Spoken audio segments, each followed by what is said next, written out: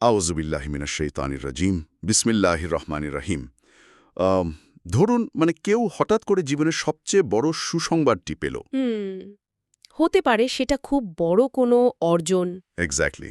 হতে পারে কর্পোরেট দুনিয়ায় বিশাল কোনো প্রমোশন অথবা স্বপ্নের কোনো প্রজেক্ট সফল হওয়া। তো এই অভাবনীয় সাফল্যের পর সাধারণ রিয়াকশন কি হয়? খুব স্বাভাবিকভাবেই মানুষ একটা বড়সড় পার্টি দেবে বা হয়তো তো রিল্যাক্স করার জন্য লম্বা ছুটিতে কোথাও চলে যাবে। মানুষের সাধারণ প্রবৃত্তি হলো এমন যে আমি তো বিশাল কিছু অর্জন করে ফেলেছি, এখন শুধুই উপভোগের পালা। রাইট। আর নতুন করে কিছু করার নেই। কিন্তু আজ আমরা এমন একটি প্রাচীন আয়াতের গভীর আলোচনা করতে যাচ্ছি যেখানে মহাবিশ্বের সবচেয়ে বড় সুসংবাদটি পাওয়ার পর রিয়াকশনটা ছিল সম্পূর্ণ উল্টো। হ্যাঁ, মানে ছুটি কাটানো তো দূরের কথা, বরং সরাসরি মাটিতে লুটিয়ে পড়ার নির্দেশ দেওয়া হয়েছিল সেখানে। আর ঠিক এই জায়গাটিতেই এই আয়াতটি এত বেশি ইন্টারেস্টিং। আজকে আমরা ডুব দেব পবিত্র কোরআনের একটি বিশেষ আয়াত, সূরা আলে ইমরান এর ৪৩ নম্বর আয়াত। ইয়া মারিয়াম উকনুতি লিরাব্বিকি ওয়াসজুদি ওয়ারকাই মা'আর রাকিন। এর স্পষ্ট বাংলা অর্থটি হল, হে মরিয়ম, আপনার রবের অনুগত হন, সিজদা করুন এবং রুকুকারীদের সাথে রুকু করুন। চমৎকার একটি আয়াত। তো আজকের এই গভীর আলোচনায় আমরা এমন কিছু বিষয় খুঁজে বের করব যা সত্যি অবাক করার মতো। আমাদের মিশন হল এটা দেখা যে এই একটিমাত্র আয়াতের ভেতরে কিভাবে কৃতজ্ঞতা, মনস্তত্ত্ব বা সাইকোলজি এবং সমাজবিজ্ঞান একদম এক বিন্দুতে এসে মিলেছে। হুম বিষয়টি বুঝতে হলে আমাদের এই আয়াতের ঠিক আগের প্রেক্ষাপটটি একটু দেখতে হবে। মানে আগের আয়াতে কি ঘটেছিল। হ্যাঁ, 3.42 আয়াতের কথা বলছেন তো? একদম। সেই আয়াতে ফেরেশতারা মারিয়াম আলাইহিস সালামের কাছে এসেছিলেন এক অভাবনীয় সুসংবাদ নিয়ে। হুম। তারা তাকে জানিয়েছিলেন যে স্বয়ং আল্লাহ তাকে সারা বিশ্বের সমস্ত নারীর ওপর মনোনীত করেছেন, তাকে পবিত্র করেছেন। ও আচ্ছা, এটা তো অভাবনীয় একটা সম্মান। রাইট। মহাবিশ্বের স্রষ্টার কাছ থেকে এমন স্বীকৃতি পাওয়ার পর যে কোনো সাধারণ মানুষের মনে অহংকার আসতে পারে। হ্যাঁ, তা তো বটেই। অথবা সে ইবাদতে অলস হয়ে যেতে পারে, এই ভেবে যে আমি তো স্রষ্টার সবচেয়ে প্রিয় হয়ে গেছি, আমার তো আর নতুন করে ইবাদত করার দরকার নেই। উম, দাঁড়ান, এখানে আমার একটা খটকা লাগছে। কি রকম? যখন কেউ এত বড় একটা স্বীকৃতি পায়, তখন তো তার সেলফ কনফিডেন্স একদম চূড়ায় পৌঁছানোর কথা। সাইকোলজিতে যাকে বলে অ্যারাইভাল ফ্যালাসি, মানুষ ভাবে গন্তব্যে পৌঁছালেই সব শেষ। হ্যাঁ, সাধারণ মনস্তত্ত্ব তো সেটাই বলে। কিন্তু মারিয়াম আলাইসাল্লামকে ঠিক তখনই বলা হলো অনুগত হতে, সিজদা করতে। এর পেছনের লজিকটা কি? লজিকটা হলো মুমিনের সাইকোলজি সাধারণ মানুষের সাইকোলজির চেয়ে আলাদা। কিভাবে? সাধারণ মানুষ সাফল্য পেলে অহংকারী হয়, আর মুমিন সাফল্য পেলে আরও বেশি বিনয়ী হয়, কারণ সে জানে যে এই মর্যাদা তার নিজের যোগ্যতায় আসেনি। ওহ, এটা সম্পূর্ণ স্রষ্টার দান। একদম। মর্যাদা বাড়লে দায়িত্বও বাড়ে। আল্লাহ যখন কাউকে বিশেষ কোনো সম্মান দেন, তখন তার কৃতজ্ঞতা প্রকাশের দায়িত্বটাও বহুগুণে বেড়ে যায়। রাইট। আর কৃতজ্ঞতা মানে কেবল মৌখিকভাবে আলহামদুলিল্লাহ বলা নয়, এটি এমন একটা অনুভূতি যা কাজে বা শারীরিক আমলের মাধ্যমে প্রমাণ করতে হয়। তার স্রষ্টার দেওয়া সম্মানের আসল জবাব হল স্রষ্টার সামনে আরও বেশি করে নিজেকে সমর্পণ করা। একদমই তাই। তাহলে এই আয়াতে কাজের মাধ্যমে কৃতজ্ঞতা প্রকাশের কথা বলা হচ্ছে। আমরা দেখতে পাচ্ছি আয়াতে ৩টি সুনির্দিষ্ট ধাপের কথা বলা হয়েছে। হ্যাঁ, ৩টা ধাপ।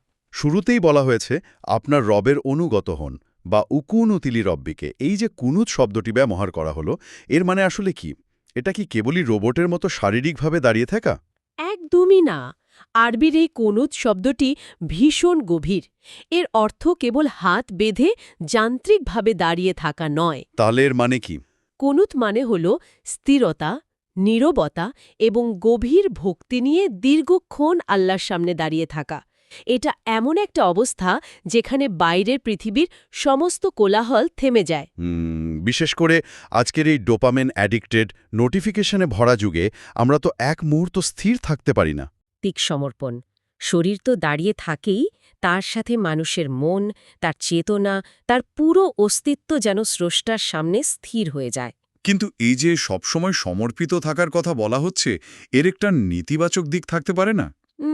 মানে কেমন নেতিবাচক দিক? মানে কেউ যদি সবসময় মাথা নত করেই থাকে তাহলে তার ভেতরের উচ্চাকাঙ্ক্ষা বা অ্যাম্বিশন কি মরে যাবে না? কর্পোরেট দুনিয়ায় বা বাস্তব জীবনে যেখানে সার্ভাইভ করতে হলে লড়তে হয়, সেখানে এই চরম সাবমিশন বা সমর্পণ তো মানুষকে দুর্বল করে দিতে পারে। খুব চমৎকার এবং লজিক্যাল একটি প্রশ্ন। এখানেই তো আসল ট্রিক। কার সামনে সমর্পণ করছেন সেটা বুঝতে হবে। আচ্ছা, আপনি যখন স্রষ্টার সামনে নিজেকে সম্পূর্ণ সমর্পণ করছেন, তখন আপনি সৃষ্টির দাসত্ব থেকে মুক্ত হয়ে যাচ্ছেন। ওয়াও! মানে যে মাথা আল্লাহর সামনে সিজদায় অবনত হয়, সেই মাথা দুনিয়ার অন্য কোনো ক্ষমতা বা পরিস্থিতির সামনে নত হতে হয় না। একদম। এটা মানুষকে দুর্বল করে না, বরং তাকে দুনিয়ার সব ধরনের ভয় থেকে স্বাধীন করে দেয়। আর এই স্বাধীনতার চূড়ান্ত রূপ হল আয়াতের পরবর্তী নির্দেশ, সিজদা। হুম, রাসূলুল্লাহ সাল্লাল্লাহু আলাইহি ওয়াসাল্লাম বলেছেন, বান্দা যখন সিজদারত অবস্থায় থাকে তখন সে আল্লাহর সবচেয়ে কাছাকাছি পৌঁছায়। সিজদাতে মানুষ তার শরীরের সবচেয়ে সম্মানিত অংশ অর্থাৎ কপালকে মাটিতে লুটিয়ে দেয়। এর আগে একটি ছোট্ট কথা মনে করিয়ে দেই, যদি আমাদের এই রকম ভিডিও পেতে চান ধারাবাহিকভাবে, তাহলে অবশ্যই আমাদের চ্যানেলটি সাবস্ক্রাইব করতে ভুলবেন না। আমাদের চ্যানেলের নাম আয়াত মাইন্ড। তো সিজদা নিয়ে যা বলছিলাম, এই যে কপাল মাটিতে ঠেকানো, এর পেছনের বৈজ্ঞানিক এবং মনস্তাত্ত্বিক মেকানিজম বা কার্যপ্রণালীটা আসলে অভাবনীয়। আমি ঠিক এই জায়গাতেই আসতে চাচ্ছিলাম। আমরা তো খালি চোখে দেখি একজন মানুষ মাটিতে মাথা ঠেকিয়ে আছে, কিন্তু এর ভেতরে আসলে কি ঘটছে? বিজ্ঞান এই শারীরিক ভঙ্গিটিকে কিভাবে ব্যাখ্যা করে?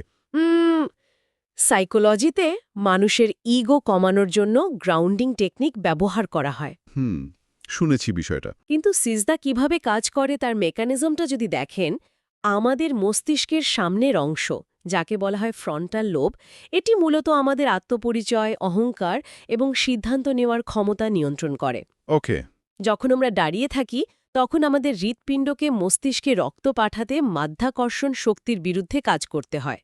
কিন্তু যখন আমরা সিজদায় যাই তখন আমাদের মাথা হৃৎপিণ্ডের নিচে চলে যায়। ওহো, বুঝতে পারছি। তখন তো মস্তিষ্কে রক্তপ্রবাহ বেড়ে যাওয়ার কথা। ঠিক তাই, তখন ফ্রন্টাল লোবে রক্তপ্রবাহ বেড়ে যায়। এর ফলে আমাদের স্নায়ুতন্ত্র বা নার্ভাস সিস্টেমে একটা পরিবর্তন আসে। কি রকম পরিবর্তন? আমাদের প্যারাসিম্প্যাথেটিক নার্ভাস সিস্টেম, যা আমাদের শরীরকে রিল্যাক্স করার সিগন্যাল দেয়, সেটা অ্যাক্টিভেট হয়ে যায়। তখন মানুষের ভেতরে থাকা সুপিরিয়রিটি কমপ্লেক্স বা নিজেকে বড় মনে করার যে সুপ্ত অহংকার, তা স্নায়বিকভাবে একদম চুপ হয়ে যায়। ও আচ্ছা, মানে ফিজিক্যালি ব্রেন রিল্যাক্সড হয়ে যায়। হ্যাঁ, কারণ মানুষ তখন মাটির সাথে তার আদি সম্পর্ককে শারীরিকভাবে অনুভব করে। অহংবোধের জায়গাটা যখন ফিজিক্যালি ব্লক হয়ে যায়, ঠিক তখনই মানুষ এক অদ্ভুত মানসিক প্রশান্তি লাভ করে। অসাধারণ। তার মানে সিজদা কেবল একটা আধ্যাত্মিক চর্চা নয়, এটা আক্ষরিক অর্থেই আমাদের ব্রেইনের হার্ডওয়্যার এবং রক্তচাপ নিয়ে কাজ করছে। একদম তাই। ইগো ডিফ্লেশন বা অহংকার ভেঙে ফেলার এর চেয়ে বৈজ্ঞানিক উপায় আর হতে পারে না। আচ্ছা, আয়াতের শেষ অংশে বলা হয়েছে রুকুকারীদের সাথে রুকু করুন। এর মানে হলো একা একা ইবাদত না করে দলবদ্ধভাবে করা। এখানেও কি কোনো বিজ্ঞান বা সমাজবিজ্ঞানের মেকানিজম কাজ করে? অবশ্যই। ফরাসি সমাজবিজ্ঞানী এমিল ডুরখাইম একটি টার্ম ব্যবহার করেছিলেন, কালেকটিভ এফারভেসেন্স বা সম্মিলিত আবেগ। আচ্ছা। যখন মানুষ একত্রে কোনো মহৎ কাজ করে তখন সেখানে একটা শক্তিশালী পজিটিভ এনার্জি তৈরি হয়। আমি যদি একটা উপমা দিই, এটা কি অনেকটা স্টেডিয়ামে বসে ফুটবল ম্যাচ দেখার মতো? হ্যাঁ, অনেকটা সেরকমই। মানে কেউ চাইলে তো ঘরে বসে টিভিতে একাই খেলা দেখতে পারে, কিন্তু স্টেডিয়ামে যখন হাজার হাজার মানুষ একসাথে গোল উদযাপন করে, তখন ভেতরে যে অ্যাড্রিনালিন হ্রাস হয়, সেটা কিন্তু একা একা ঘরে বসে পাওয়া সম্ভব না। একদম পারফেক্ট উপমা। সমাজবিজ্ঞান ঠিক এই কথাটাই বলে। যখন আমরা অন্যদের সাথে শারীরিকভাবে একসাথে নড়াচড়া করি, যেমন জামাতে রুকু বা সিজদা করা, তখন আমাদের মস্তিষ্কে মিরর নিউরন উদ্দীপ্ত হয়। মিরম, এটা সত্যিই অভাবনীয় যে হাজার বছর আগের একটি আয়াত আধুনিক নিউরোসায়েন্স এবং সমাজবিজ্ঞানের সাথে এভাবে মিলে যাচ্ছে। একদম। কিন্তু এই যে এত তত্ত্ব এবং মেকানিজমের কথা আমরা জানলাম, সাধারণ দৈনন্দিন জীবনে এই আয়াতের শিক্ষাগুলো কিভাবে কাজে লাগানো যায়? ধরুন, সাধারণ কর্পোরেট জব হোল্ডার বা একজন ছাত্র, প্রতিদিনের রুটিনের প্রভাব কি হতে পারে? আজকের এই আয়াতের আলোকে খুব চমৎকার কিছু প্র্যাকটিক্যাল অ্যাপ্লিকেশন বা বাস্তব প্রয়োগের কথা বলা হয়েছে। যেমন প্রথমটা হলো সফলতার পর আমাদের সাধারণ রিয়াকশনটাকে পুরোপুরি বদলে ফেলা। আচ্ছা। যখনই কোনো সুখবর আসবে, পরীক্ষায় ভালো রেজাল্ট, প্রমোশন বা ব্যবসায় লাভ, লাফিয়ে না উঠে সাথে সাথে আল্লাহর দরবারে সিজদায় শুকুর বা কৃতজ্ঞতার সিজদা আদায় করা। এই একটা কাজই তো আমাদের মাইন্ডসেট বদলে দিতে পারে। সাফল্য পাওয়ার পর মাটিতে লুটিয়ে পড়াটা আমাদের পাকে মাটিতে আটকে রাখে, অহংকারে অন্ধ হতে দেয় না। একদম। আর জামাতে নামাজের যে পয়েন্টটা আপনি সমাজবিজ্ঞানের আলোকে বললেন, সেটাও কিন্তু প্রতিদিনের জীবনে খুব সহজেই প্রয়োগ করা যায়। ঠিক বলেছেন। রুকুকারীদের সাথে রুকু করুন, এই নির্দেশটি সরাসরি জামাতে নামাজের কথা বলে। পুরুষদের জন্য মসজিদে গিয়ে অন্যদের সাথে কাঁধে কাঁধ মিলিয়ে নামাজ পড়া। হ্যাঁ। আর এই কাঁধে কাঁধ মিলিয়ে দাঁড়ানোর বিষয়টা শুধু ইবাদত নয়, এটা সমাজ আর শ্রেণী বৈষম্য দূর করার সবচেয়ে শক্তিশালী হাতিয়ার। হ্যাঁ, আপনি যদি একটু দৃশ্যপটটা কল্পনা করেন, সমাজের সবচেয়ে ক্ষমতাবান কোনো নেতা, যার আশেপাশে সারাক্ষণ বডিগার্ড থাকে, যার একটা কথায় হয়তো পুরো শহরের রাস্তাঘাট বন্ধ হয়ে যায়, সেই মানুষটি যখন মসজিদে যান, তখন তাকে কার পাশে দাঁড়াতে হয়? তাকে একজন সাধারণ দিনমজুর বা রিকশা চালকের সাথেই কাঁধে কাঁধ মিলিয়ে দাঁড়াতে হয়। রাইট। ওই রিকশা চালক আগে আসলে সে প্রথম কাতারে দাঁড়াবে, আর ওই নেতা পরে আসলে তাকে পেছনের কাতারেই দাঁড়াতে হবে। এখানে কোনো ভিআইপি প্রোটোকল নেই। এটাই হলো ইগো ভাঙার সেরা রিয়েল লাইফ প্র্যাকটিস। মসজিদের ভেতরে কোনো ব্যাংক ব্যালেন্সের হিসাব নেই, সবাই একই স্রষ্টার সামনে অবনত। অসাধারণ। এর পাশাপাশি আরেকটি খুব গুরুত্বপূর্ণ প্রায়োগিক দিক হল সঠিক পরিবেশ এবং বন্ধু নির্বাচন, যাকে আমরা বলি পজিটিভ পিয়ার প্রেশার। ইংরেজিতে একটা খুব জনপ্রিয় প্রবাদ আছে না, জিম রোহনের বলা, you are the average of the 5 people you spend the most time with. একদম। অর্থাৎ কেউ যাদের সাথে সবচেয়ে বেশি সময় কাটায়, সে মূলত তাদেরই প্রতিচ্ছবি। রুকুকারীদের সাথে রুকু করুন নির্দেশের পেছনে সাইকোলজিও তো এটাই মনে হচ্ছে। হুবহু এটাই। চারপাশের পরিবেশ যদি খারাপ হয়, তাহলে নিজের ভেতরের আলোটা ধরে রাখা কষ্টকর হয়ে যায়। একা একা ভালো থাকাটা আসলে অনেক বড় একটা চ্যালেঞ্জ। তাই এমন বন্ধু বা পরিবেশ বেছে নেওয়া জরুরি, যারা রুকুকারী বা নামাজি। তাদের সাথে থাকলে, তাদের এবাদতের স্পৃহা দেখলে নিজের ভেতরেও ওই কালেকটিভ এফারভেসেন্স কাজ করে। একদমই তাই। আর কিছু কি করা যায়? হ্যাঁ, সবশেষে দৈনন্দিন জীবনে প্রয়োগের জন্য আরেকটি কাজ করা যায়। আয়াতের শুরুতে যে কুনুত বা স্থির হয়ে দাঁড়িয়ে থাকার কথা বলা হয়েছিল, রাতের বেলা তাহাজ্জুদের ওয়াক্তে সেই নীরবতা বা স্থিরতার চর্চা করা। দিনের বেলার হাজারো নোটিফিকেশন আর ইমেলের ব্যস্ততার বাইরে গিয়ে রাতের গভীরে স্রষ্টার সাথে একান্ত কিছু সময় কাটানো, তাই তো? একদম। যেখানে কোনো তাড়াহুড়ো থাকবে না, কেবল নীরবতা এবং প্রশান্তি থাকবে। দারুণ। তাহলে এই পুরো আলোচনা থেকে আমরা কি নির্যাস নিতে পারি? একটিমাত্র আয়াতের ভেতরে গ্র্যাটিটিউড, ব্রেনের ফ্রন্টাল লোব, সমাজবিজ্ঞানের কালেকটিভ এনার্জি, এই সব কিছুর বটম লাইন বা চূড়ান্ত সারসংক্ষেপটি আসলে কি?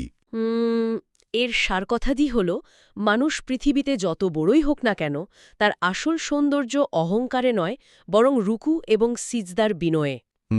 মানুষ যখন নিজেকে সৃষ্টার বৃহত্তর পরিকল্পনার একটি ক্ষুদ্র অংশ হিসেবে মেনে নেয় এবং নেককারদের মিছিলে নিজেকে সামিল করে, তখনই তার জীবনে প্রকৃত প্রশান্তি ধরা দেয়। রাইট। আমাদের এই শরীর মাটি থেকে তৈরি। সেই মাটির শরীরকে অহংকারে ফুলিয়ে না রেখে বিনয়ের সাথে মাটিতে লুটিয়ে দেওয়ার মাধ্যমেই আমাদের ইগো পুরোপুরি ধ্বংস হয় এবং স্রষ্টার চূড়ান্ত নৈকট্য অর্জিত হয়। চমৎকার বলেছেন। একটা বিষয় চিন্তা করে দেখুন, আমরা এখন এমন এক যুগে বাস করছি যেখানে মেটাভার্স, ভার্চুয়াল রিয়েলিটি আর ডিজিটাল অ্যাভাটারের ছড়াছড়ি। হ্যাঁ, চারদিকে শুধু ভার্চুয়াল জগৎ। আমরা চাইলে ভার্চুয়াল জগতে যে কেউ হয়ে যেতে পারি। আমাদের এই ফিজিক্যাল বডি বা শারীরিক অস্তিত্বের কোনো দরকারই যেন পড়ছে না। আমরা ফিজিক্যাল দুনিয়া থেকে ডিট্যাচড বা বিচ্ছিন্ন হয়ে যাচ্ছি। একদমই তাই। এমন একটি সময় দাঁড়িয়ে এই যে সিজদা করা, একটা বাস্তব ফিজিক্যাল স্পেসে আমাদের এই রক্ত মাংসের শরীরটাকে আক্ষরিক অর্থে মাটিতে লুটিয়ে দেওয়া, এটাই কি আমাদের মানবসত্তার শেষ কোনো নোঙর নয়?